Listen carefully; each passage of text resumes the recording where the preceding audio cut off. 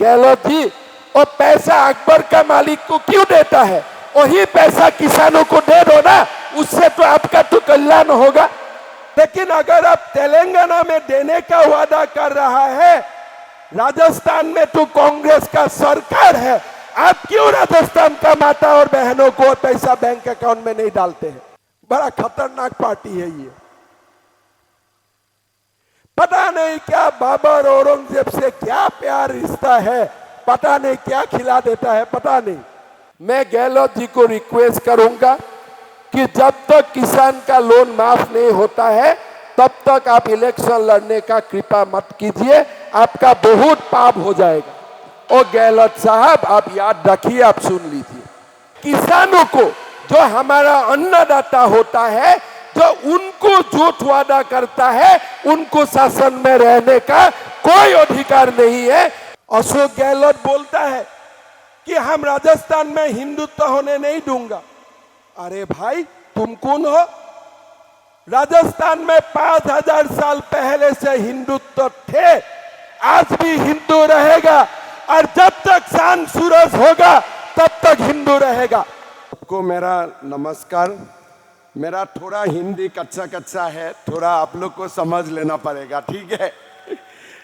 इसलिए हमारा असम में इतना हिंदी बोलने का मुझको मौका नहीं मिलता है, इसीलिए हिंदी हम लोग का कच्चा कच्चा है। हम लोग इसको बोलता हूँ कि असम या हिंदी, ऐसा ही हम लोग सलाह लेता हूँ। सबसे पहले मैं माँ कामाख्या का धरती से आप लोगों को मैं नमन करता हूँ, वंदन करता हूँ, अभिनंदन करता हूँ। असम का साथ राजस्थान का संपर्क 100 सालों से पुराना है, ये कोई नया संपर्क नहीं है। तो मैं असम में सुबह उठूँ तब भी राजस्थान का लोगों को ही मिलूँगा, और रात में सोने जाऊँगा तब भी आसपास राजस्थान का लोगों को ही मिलूँगा। तो इसीलिए राजस्थान का बारे में असम में चर्चा होते रहता है। खास करके जो प्रवासी राजस्थानी है, वो लोग का साथ मुझको हमेशा राजस्थान का बारे में चर्चा करने का मौका मिलते रहते हैं। थोड़ा दिन पहले एक टेलीविज़न चैनल है जिसने मुझको बताया कि गुवाहाटी में प्रवासी राजस्थानी सम्मेलन करना है, सम्मेलन में आपको आना है। मैंने सम्मेलन में गया, बातचीत होते रहा। बातचीत में सबको यही मालूम है कि असम एक बहुत ही छोटा प्रदेश है, हमारा 3 करोड़ जैसा लोग है। हमारा जो सालाना आय बोलते हैं, ये हमारा लगभग 5.5-6 लाख करोड़ रुपया होगा, जो राजस्थान का 15-16 लाख करोड़ रुपया है। तो आप सीधा मान सकते हैं कि असम का इकोनॉमी या राजस्थान का इकोनॉमी असम से 3 से 4 गुना बड़ा है। तो विकास के लिए तो हम लोग राजस्थान का तरफ ही देखूंगा कि भाई इतना देश का बड़ा प्रदेश है, राजस्थान सरकार कुछ करेगा और मैं सीख के असम में लेके जाऊंगा। तो सुबह से मैं जब से यहाँ में पधारे, मैं जानने का कोशिश कर रहा था कि राजस्थान में क्या क्या नया हो रहा है। सुनने का बाद थोड़ा मुझको गर्व भी महसूस हुआ कि ठीक ठाक है, एक बीजेपी सरकार कम से कम कोई दिशाओं में छोटे होने का बाद भी अशोक गहलोत जी से बहुत अच्छा कर रहा है। मेरा थोड़ा गर्व भी हुआ। मैं शुरू करता हूं। अगर आप आज असम में जाते हो, असम में आप कोई भी पेट्रोल डिपो में जाओ, आपका यहाँ पेट्रोल का भाव कितना है? एकदम पक्का बोला है ना, 108। तो 108 रुपया 45 पैसा आज जयपुर का पेट्रोल का भाव है। अगर आप गुवाहाटी जाते हैं और गुवाहाटी से पेट्रोल डिपो में आप आज पेट्रोल भरवाने का कोशिश करता है, और मैं राजस्थान का धरती से झूठ बोल के फायदा नहीं है, हमारा तो लाखों लोग गुवाहाटी में है, आप फोन उठाने से ही पता चल जाएगा। आज गुवाहाटी में पेट्रोल का दाम 98 रुपीज है, 58 रुपया है। मतलब 10 रुपया का सीधा साधा एक डिफरेंस है। क्या आप देखिए, आसाम को पैसा का जितना जरूरी है राजस्थान से कम जरूरी नहीं है।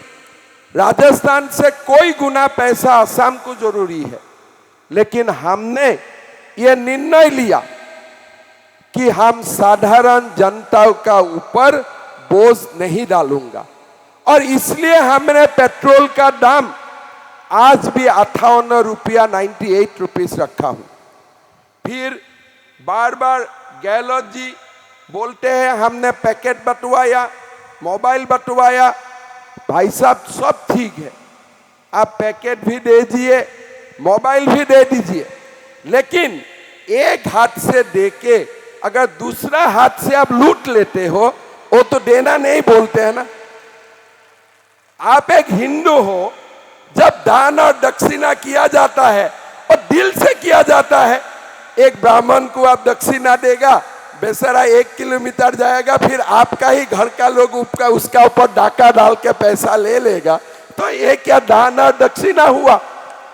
तो मैंने जानने का कोशिश किया कि यहाँ में डीजल का भाव कितना है। फिर मुझको बताया गया, हालांकि मैं कंफर्म भी किया हूँ, बिकॉज सीएम का नाते मैं तो गलत बात नहीं बोल सकता हूँ।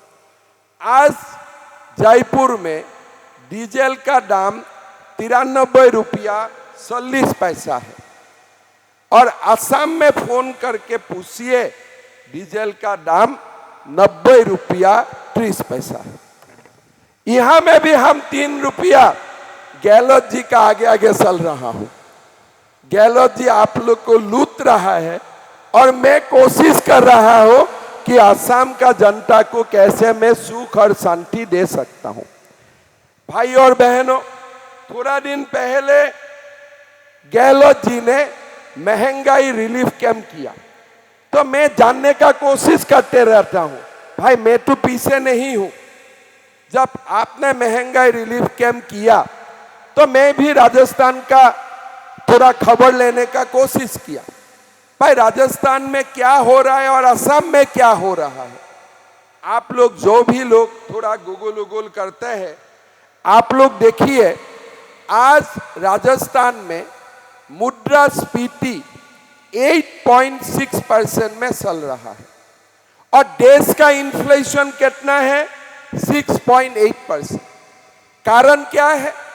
राजस्थान में डीजल का भाव ज्यादा है, पेट्रोल का भाव ज्यादा है, इलेक्ट्रिसिटी का भाव ज्यादा है।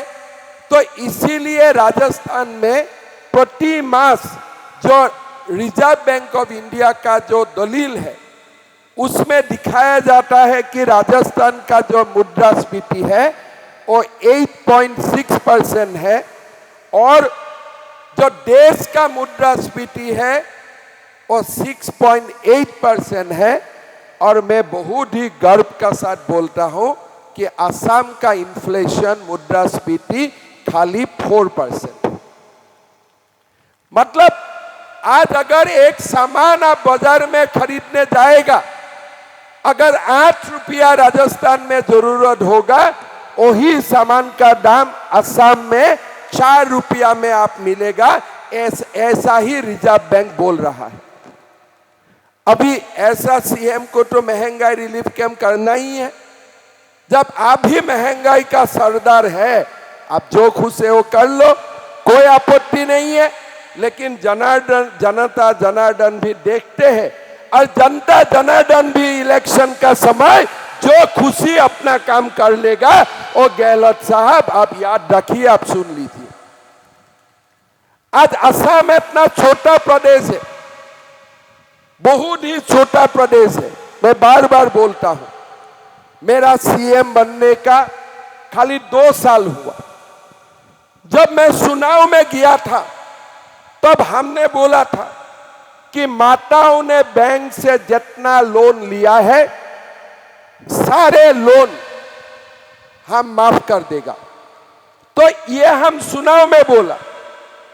दूसरा वादा मैंने चुनाव में क्या किया कि मैं अगर सीएम बनूं तो मैंने पहला साल में ही 1 लाख लोगों को मैं नौकरी दूंगा। कोई कॉन्ट्रेक्चुअल नहीं, रेगुलर पे स्केल में मैं 1 लाख लोगों को नौकरी दूंगा। थर्ड में मैंने क्या वादा किया कि अगर असम में मेरा सरकार बनता है, मेरा मतलब बीजेपी का, कोई मेरा मतलब हम और मैं एक ही चीज है, हमारे सरकार बनते हैं तो माताओं का बैंक अकाउंट में हम हर महीना 1250 रुपया डालूंगा। माताओं और बहनों का घर में सम्मान बढ़े, इसलिए उनका अकाउंट में हर महीना हम 1250 रुपया दूंगा।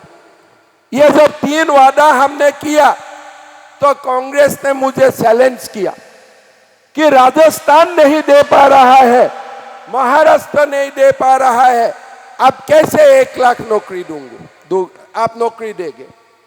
अभी आप गूगल कीजिए, 26 मई 2023 भारत का सम्मानीय गृह मंत्री अमित शाह जी का सामने मैंने 90,000 अपॉइंटमेंट लेटर एक ही दिन में बांट दिया। एक ही दिन में, कोई कोर्ट केस नहीं, कोई पेपर लीक नहीं, 90,000 नौकरी होता है, कोई सुसाइड नहीं, कोई पेपर लीक नहीं, कोई कंप्लेन नहीं। 26 लाख माताओं का ऊपर कर्ज था। अभी मेरा सीएम बनना 2 साल हुआ, 18 लाख माताओं का सिर से मैंने कर्ज मुक्त कर चुका हूं और बाकी खाली 6 लाख बाकी है, वो भी मैं अगली महीना और 2 लाख माताओं का कर्ज माफ करने जा रहा हूं। असम में कर्ज माफ करने का तरीका भी अलग है। हम बैंकर्स को बुलाता हूं, जब बैंक्स का साथ जो माताओं का लेन देन होता है और सिविल से हम उठा लेता हूं कि भाई इतना रुपया माताओं का अकाउंट में है। फिर बैंक का साथ मैं बैठ कर निगोशिएट करता हूं कि देखो आपको इंटरेस्ट नहीं मिलेगा, प्रिंसिपल ले लो और एनओसी दे दो माताओं को। सिस्टम क्या है, मैंने बैंक को रुपया प्रेस कॉन्फ्रेंस बुला के बैंक को रुपया देता हूं और बैंक मुझको ही दिन एनओसी देता है और एनओसी में यह भी लिखा रहता है कि वो माता दोबारा बैंक से लोन ले सकेगा, इसलिए उनका कर्ज माफी नहीं हुआ। बैंक ने कर्ज माफी नहीं किया, सरकार ने उनका कर्ज भर दिया है बैंक में, इसलिए आप और आगे जाके माताओं को आप लोन देने से इनकार नहीं कर पाएगा। और आज आप असम में जाइए, प्रति महीना 27 लाख माओ और बहनों का बैंक अकाउंट में 1250 रुपया 10 तारीख को डाला जाते हैं और वही राशि दिसंबर में 1400 होने जा रहा है और यही हितग्राही का संख्या 35 लाख होने जा रहा है। बीजेपी का ये सिस्टम है, अगर चुनाव का समय हम कुछ बोला है वो निभाना पड़ेगा। मैंने यहाँ के दुख लगा मेरा कि अशोक गहलोत जी को हम भारत का गुने छिने बड़ा राजनीतिकों का बीच में उनका हम एक चेहरा देखता हूं और मेरा साथ जान पसंद भी है, अच्छा कोई प्रॉब्लम नहीं, लेकिन जो मुख्यमंत्री अपना प्रदेश को, किसानों को, जो हमारा अन्नदाता होता है, जो उनको झूठ वादा करता है, उनको शासन में रहने का कोई अधिकार नहीं है, यह बात पक्का है। भाई और बहनों, गहलोत जी ने गुनाह किया है। मैं डायरेक्टली बोलूंगा, किसान अपना खून से हमारे लिए हमको खिलाता है, जरूरत नहीं है आपको बोलने का। नहीं बोलने से भी जो कांग्रेस को वोट डालेगा, जो बीजेपी को वोट डालेगा, लेकिन झूठ मूठ वादा करना अन्नदाता का साथ, ये आपका प्रतिष्ठा का शोभा नहीं देता है, आपका प्रतिष्ठा का अनुसार वो नहीं है। मैं तो गहलोत जी आपको अपील करूंगा, अगर आपने वादा किया था और वादा अभी आप निभा नहीं पाया तो मोबाइल फोन बात के उसका कॉम्पेंसेट मत कीजिए, वो ठीक बात नहीं है। आप किसानों का पास जाइए कि भाई मैंने वादा किया था, नहीं हो सका, फिर भी जो हो सका है मैं वो किया हूं। यही सब अनाथ फनाथ पैसा बांटने का जगह में किसान का बैंक अकाउंट में तो कुछ पैसा डाल दो, किसान को राहत मिलेगा। अगस्त महीना में बारिश भी नहीं हुआ है, सारा किसान दुख में है। प्रधानमंत्री का फसल बीमा योजना है, इसके लिए हमें कुछ राहत है। आज तो सुबह सुबह में एक माओ का वीडियो देखा कि आपने पैकेट बांटा, वो पैकेट में भी डुप्लीकेट ही चीज ज्यादा है, ओरिजिनल चीज कम है। ये अगर मैं असम में जाके बोलो, लोग मुझको विश्वास नहीं करेगा, बिकॉज अशोक गहलोत जी अखबार में इतना एडवर्टाइज डालते हैं, उससे लगता है कि अशोक गहलोत जी सब कुछ कर रखा है। गहलोत जी और पैसा अकबर का मालिक को क्यों देता है? वही पैसा किसानों को दे दो ना, उससे तो आपका तो कल्याण होगा। असम में भी अशोक गहलोत जी का फोटो वाला पोस्टर छपते हैं। अरे क्या जरूरत है ये सब करना? यही पैसा लोगों को बांटो ना, किसानों को बांटो ना। किसान हमें अन्न देता है। मैं गहलोत जी को रिक्वेस्ट करूंगा कि जब तक किसान का लोन माफ नहीं होता है तब तक आप इलेक्शन लड़ने का कृपा मत कीजिए, आपका बहुत पाप हो जाएगा, आपका पाप हो जाएगा। और इतना लंबा राजनीति करने का बाद कम से कम पुण्य नहीं कमा सकते हो, कम से कम पाप नहीं कमाओ, इतना तो मैं आपको बोल सकता हूं। भाइयों और बहनों, ये काम क्यों करते हैं? लोगों को क्यों ऐसा भरोसा देता है? उसका मूल कारण एक ही है, भारतीय जनता पार्टी जनता को जनार्दन मानते हैं।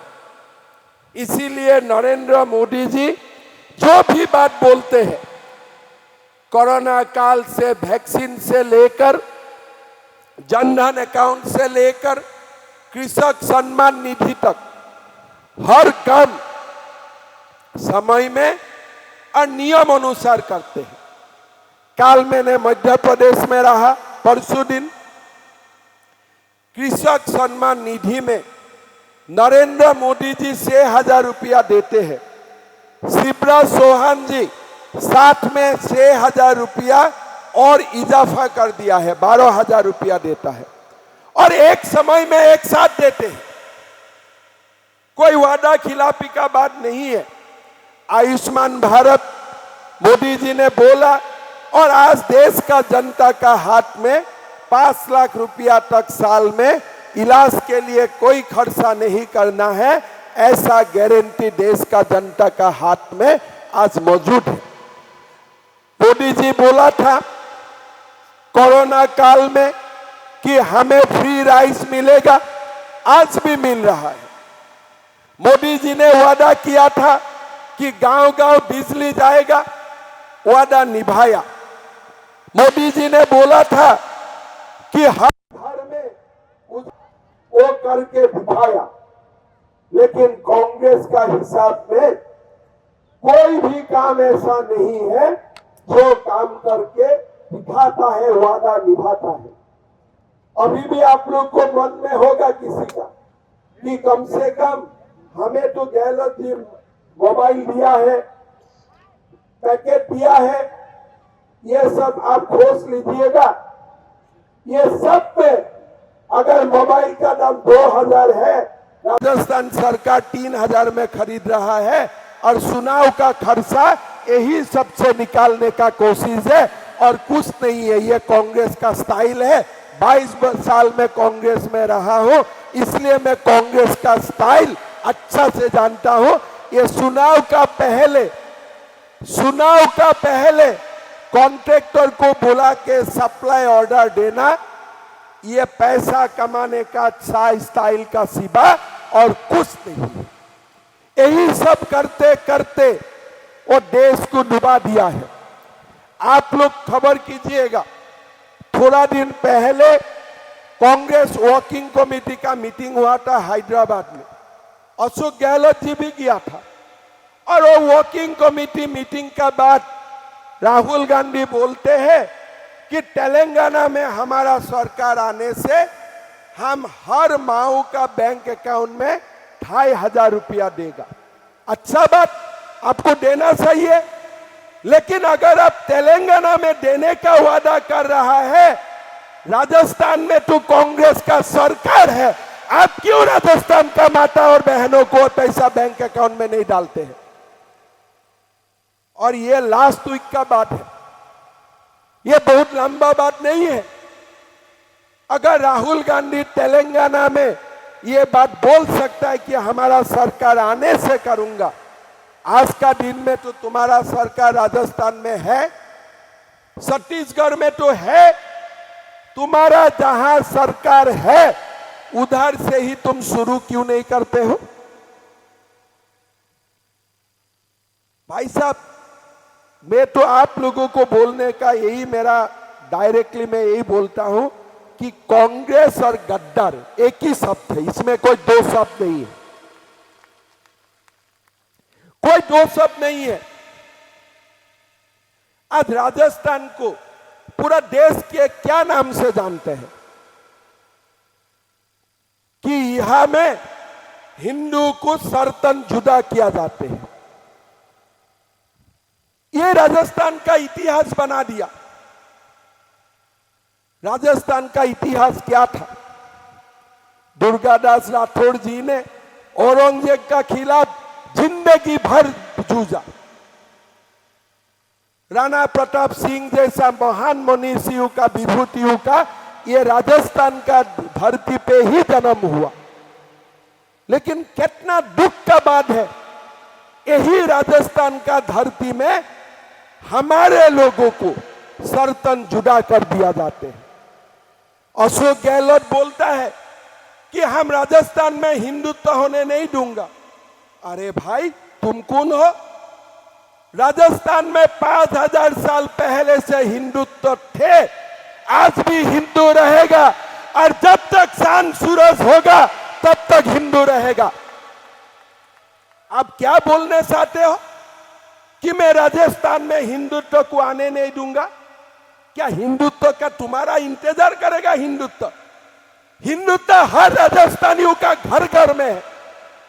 हम हिंदू बोल के ही जन्म लेता हूं और हिंदू होते ही मरूंगा, लेकिन हम हिंदुत्व को यहां में 1 इंच भी हिलने नहीं दूंगा। वो सोचते हैं कि हम डिफेंसिव हो जाएगा। गहलोत जी, मैं आपको बोलना चाहता हूं, अगर राजस्थान आधिकारिक रूप से भी कई दिन हिंदुत्व हो जाता है, राजस्थान में खुशी ही होगा, यह गम नहीं होगा, सब लोग खुशी ही मानेगा। राजस्थान हिंदू का संस्कार भूमि है, पृष्ठभूमि है। अब हिंदू को राजस्थान से अब कैसे अलग करेगा? यहां क्या हिंदुत्व नहीं होके क्या बाबर तंत्र चलेगा? यहां क्या बाबर राज करेगा? अभी बाबर को लाने के लिए आप मतदाता सूचियों में भी गड़बड़ी करते हो। ये पता नहीं कांग्रेस को बाबर को इतना क्यों प्यार करता है। कोई हमारे प्रदेश में कोई सर्तन जुदा करता है तो वो व्यक्ति को जम देवता भी संरक्षण नहीं दे पाएगा, नहीं दे पाएगा। 1 मिनट में एक्शन होगा उल्टा बात। ऐसे नहीं चलता है देश। मैं गहलोत जी को बोलना चाहता हूं, आप क्या हिंदू नहीं है? आज आपने गठबंधन खोला है, आपका एक साथी बोलेगा हिंदू मलेरिया है, हिंदू डेंगू है, एक बोलेगा हिंदू एड्स है, एक बोलेगा हिंदू को खत्म कर देना चाहिए। भाई आप प्रोटेस्ट तो करो, आप प्रोटेस्ट तो करो। कल मैंने छत्तीसगढ़ में बोला था कि अगर आप हिंदू हैं, कम से कम एक बार राहुल गांधी को रामलाला का सामने लेके जाओ, लेके जाओ रामलाला का सामने। आप राजस्थान में आने से मंदिर जाते हो, मध्य प्रदेश आने से मंदिर जाते हो, लेकिन एक बार रामलाला का तो दर्शन करो। कैसे हिंदुओं ने बाबर को खत्म करके रामलाला का मंदिर बनाया है, तो देख के आओ। कभी तो जाके देखो। गहलोत जी खुद भी नहीं किया है। पूरा तमाम दुनिया घूमते हैं, लेकिन रामलाला का मंदिर देखने नहीं जाता है। रामलाला का मंदिर देखने से बाबर का मन में दुख हो जाएगा, इसलिए बाबर का प्रेम का कारण और रामलाला का मंदिर में भी नहीं जाते हैं। बड़ा खतरनाक पार्टी है ये।